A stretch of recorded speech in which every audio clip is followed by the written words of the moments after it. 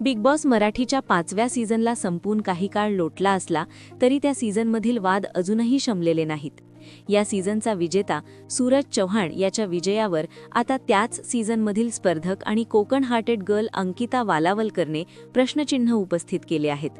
सूरज हा साधा भोळा नसून तोच घराचा खरा मास्टरमाइंड होता, असा खळबळजनक दावा तिने एका मुलाखतीत केला आहे. आमच्या सीझनचा सूरज, कारण जिथे आम्हाला वाटत होतं की त्याला गेम कळत नाहीये, त्याला गेम खूप आधीच कळला होता आणि त्याच्यामुळे तो खरा मास्टरमाइंड होता. अंकिताने सूरजच्या खेळावर सडेतोड टीका करताना सांगितले की सोशल मीडियावर लोक कसे भावनिक होतात हे सूरजला पक्क माहीत होतं. ती म्हणाली, सोशल मीडियावर इमोशन्स विकले जातात. तुम्ही जेवढा भावनिक कंटेंट द्याल तेवढं लोक तुमच्याकडे आकर्षित होतात. सूरजला काय विकायचं आणि कसं विकायचं हे बरोबर माहीत होतं, त्यामुळे कोणीही बिचारा नसतो. अंकिताने या मुलाखतीत एक महत्त्वाची मागणीही केली.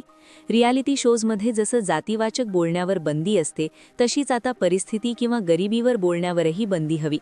कुणीही स्वतःच्या बेताच्या परिस्थितीचा बाऊ करून लोकांची सहानुभूती मिळवू नये, असं मत तिने व्यक्त केलं. आम्ही भ्रमात होतो. सूरजच्या वागण्याबद्दल बोलताना अंकिता म्हणाली, सूरजचा भोळेपणा पाहून आम्हाला वाटलं की त्याला गेम कळतच नाहीये, पण तो आमचा भ्रम होता. त्याला गेम खूप आधीच समजला होता आणि हे आम्हाला घराबाहेर आल्यावर कळलं. आम्ही मूर्ख ठरलो, पण त्याला स्वतःला कसं प्रेझेंट करायचं हे अचूक माहीत होतं. अंकिताने केवळ सूरजवरच नाही तर शोच्या फॉर्मॅटवरही नाराजी व्यक्त केली.